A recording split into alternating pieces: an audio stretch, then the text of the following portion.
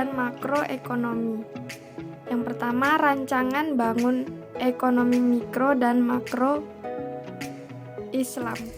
Ekonomi makro adalah cabang ilmu ekonomi yang mempelajari kegiatan perekonomian secara keseluruhan. Sedangkan pada pengertian ekonomi mikro adalah cabang ilmu ekonomi yang mempelajari kegiatan perekonomian hanya pada bagian kecilnya. Ekonomi makro dan ekonomi mikro merupakan bagian dari ekonomi teori yang bertugas dalam menjelaskan peristiwa-peristiwa ekonomi dan selanjutnya merumuskan hubungan dalam hukum ekonomi.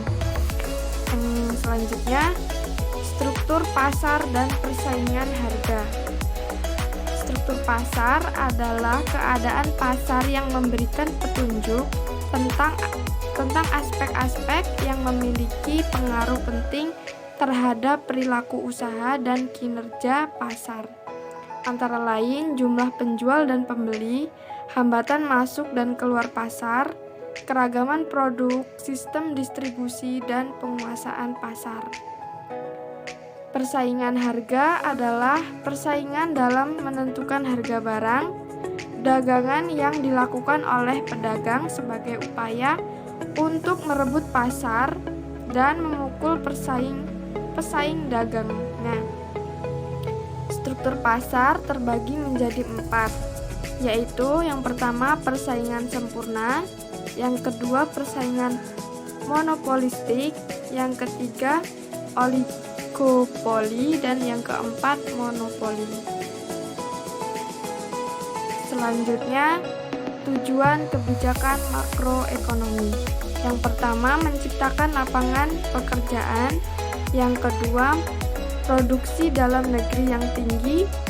Yang ketiga, ekonomi yang stabil. Yang keempat, neraca pembayaran seimbang. Dan yang kelima, pendapatan penduduk yang merata. Tafsir ayat dan hadis ekonomi. Yang pertama, penggolongan pembiayaan berdasarkan akad jual beli bagi hasil dan sewa. Pembiayaan syariah berupa penyediaan barang dari pihak bank kepada nasabah. Yang pertama, jual beli adalah kegiatan perdagangan yang bertujuan untuk mendapat keuntungan berdasarkan prinsip-prinsip syariah. Akad dari jual beli antara lain yaitu akad murabahah adalah akad jual beli barang dengan menyatakan agar perolehan dan keuntungan yang disepakati oleh penjual dan pembeli. Yang selanjutnya akad salam, yaitu akad jual beli dengan uang muka dengan pengirimannya di belakang. Kemudian akad istisna adalah akad jual beli dalam bentuk pemesanan pembuatan barang tertentu dengan kriteria dan persyaratan tertentu yang disepakati antara pemesan dan penjual. Yang kedua, bagi hasil, yaitu akad mudharabah adalah akad kerjasama usaha antara kedua pihak di mana pihak pertama atau pemilik dana menyediakan seluruh dana sedangkan pihak kedua atau pengelola dana bertindak selaku pengelola. Selanjutnya, akad musyarakah adalah akad kerjasama antara kedua pihak atau lebih untuk menjalankan usaha tertentu dengan tujuan mencari keuntungan di mana masing-masing pihak memberikan kontribusi modal dan kerja.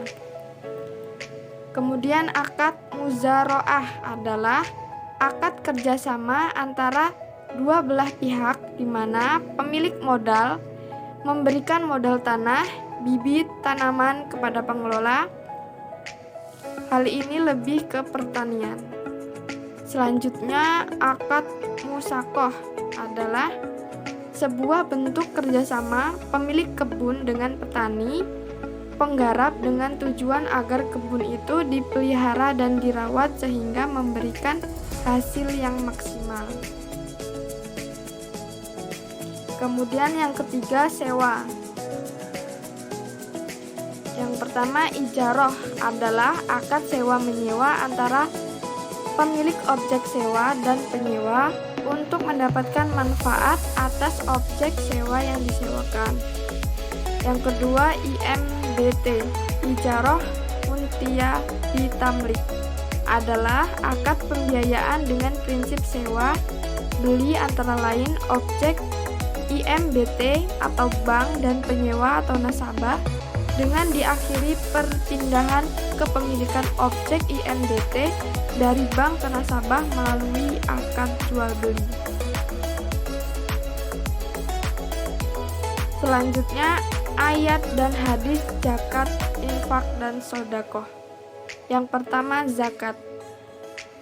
Dan dirikanlah sholat, tunaikanlah zakat, dan rukuklah beserta orang-orang yang rukuk atau sholat berjamaah. Surah Al-Baqarah ayat 2 nomor 43. Kemudian infak, yaitu orang yang berinfak bagi di waktu lapang maupun sempit. QS Al-Imran ayat 134. Dan yang ketiga, sedekah. Sedekah tidak akan mengurangi harta. Hadis riwayat Tirmizi. Selanjutnya, manajemen keuangan syariah. Yang pertama, konsep nilai uang atau time value of money dan economic value of time. Time value of money adalah konsep yang menerangkan bahwa nilai uang pada saat sekarang lebih berharga jika dikomparasikan di masa yang datang. Sehingga dengan waktu yang terus berjalan, nilai nominal uang harus ditingkatkan agar nilai realnya sama. Konsep ini menganggap bahwa nilai uang harus selalu bertambah, atau konsep ini tidak peduli dengan cara untuk menambah nilai uang tersebut. Maka dari itu, konsep ini sangat identik dengan riba. Kemudian, economic value of time adalah konsep yang menyatakan waktu atau khususnya yang produktif akan menghasilkan dan menambah nilai ekonomi. Dengan konsep ini, maka jika kita ingin menghasilkan dana, menambah nilai ekonomi, maka kita harus memanfaatkan waktu sebaik dan seproduktif mungkin. Yang kedua, hubungan rasio keuangan dengan kinerja keuangan bank atau likuiditas, solvabilitas, dan rentabilitas aktivitas. Fahmi menyatakan rasio keuangan dan kinerja perusahaan mempunyai hubungan yang erat. Rasio keuangan sangat banyak jumlahnya dan setiap rasio itu mempunyai kegunaannya masing-masing.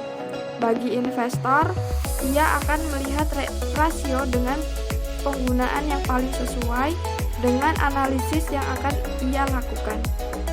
Jika rasio tersebut tidak mempresentasikan tujuan dan analisis yang akan ia lakukan, maka rasio tersebut tidak akan digunakan.